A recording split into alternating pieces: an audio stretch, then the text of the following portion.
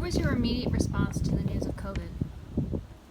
When COVID-19 was first featured on the news, my first reaction was that I was afraid. I was afraid of how it would spread, what the virus actually was, and I was interested to see how, as a nation, we would react to the virus. Would we shut down specific places? Would we close our borders in time? Would we do something with China? But I also thought I had coronavirus when I came back from Atlantic City after a competition with DECA.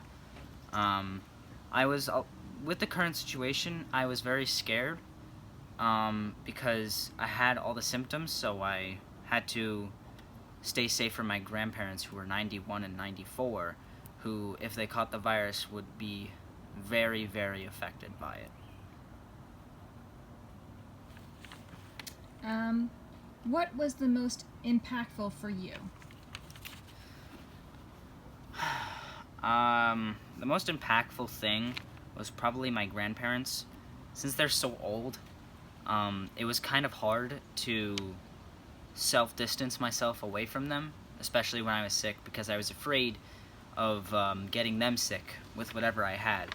And Italy was one of the places that got slammed pretty hard by the virus, and it was very heartbreaking since my grandpa had relatives and lived in Italy, and it was very sad to see him, affected by it when coronavirus hit Italy.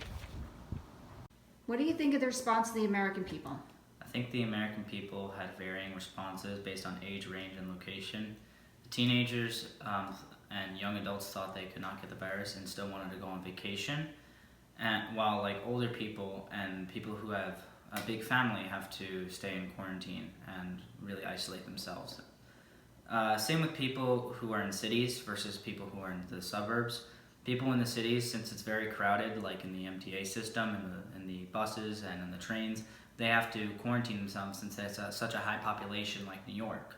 But in the suburbs, they can go on in their normal lives because they are pretty far away from each other. It's not as overpopulated as some cities. What about the response of the American government? I feel like the American government missed an opportunity. Once we heard of COVID-19, we should have shut down all travel from Wuhan, China, and restricted travels from other specific people. If it was in the U.S., we should have done contact traces, which would find somebody with COVID and trace them back to where they came from. And we would have to do this in major cities like NYC and Los Angeles. Okay, and what do you think about the response of the international government? As for the international communities, I feel horrible for Italy because they've been through flooding, and then they have also been through COVID-19, which they were one of the hardest hit countries during COVID. However, after observing what happened in Italy, many other countries planned and strategically formed a plan that would counter the virus. For example, countries like New Zealand, Singapore, Germany have very few deaths because of their government's quick responses.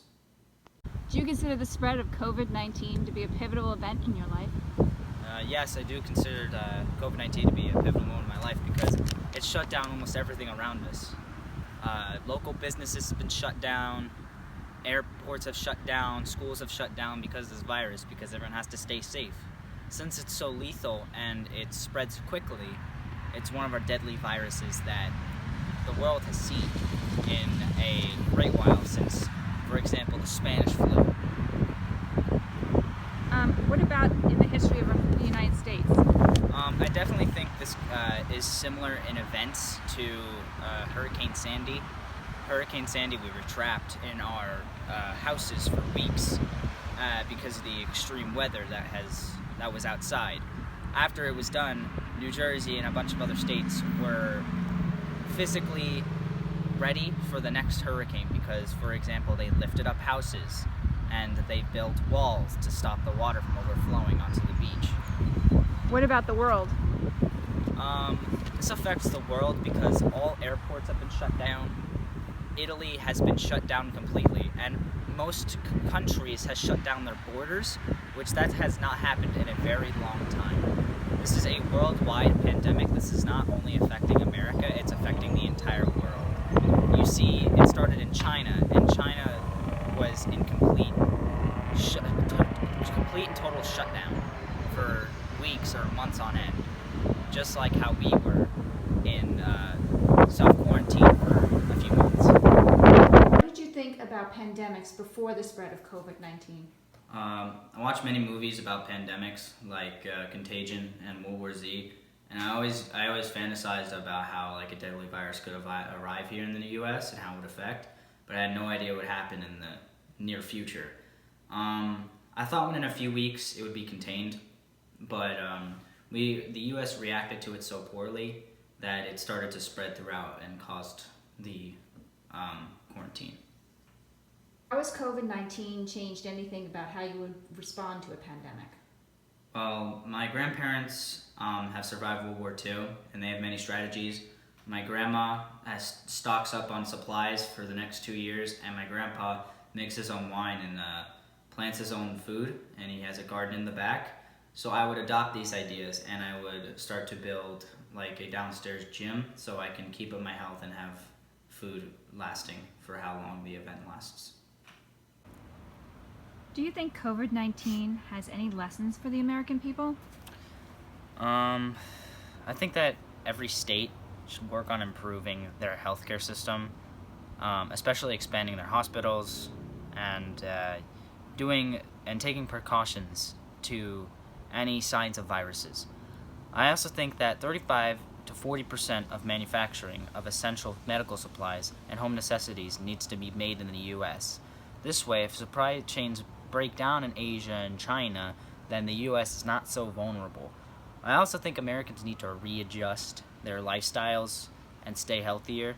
Many individuals who died from the virus were obese, they had asthma, and they had diabetes. And many of them did not social distance, which caused them to have the virus. So how has the virus affected your school year? Well, starting off, it was hard because we had to change to online classes, which is hard to keep up on with everything since there was 8 classes each. And I do miss some of the extracurricular activities, the play, marching band, and I'm really sad that they shut down the play. I was Lumiere, I was going to be in the Beauty and the Beast play, and I am going to miss some senior friends. I do lessons here at MMDA, and this is the first time I've been at the MMDA place in like months because they switched to e-learning as well to protect themselves from the virus. What changes would you like to keep after the virus is under control? Well, I'd like to keep the same energy with the government.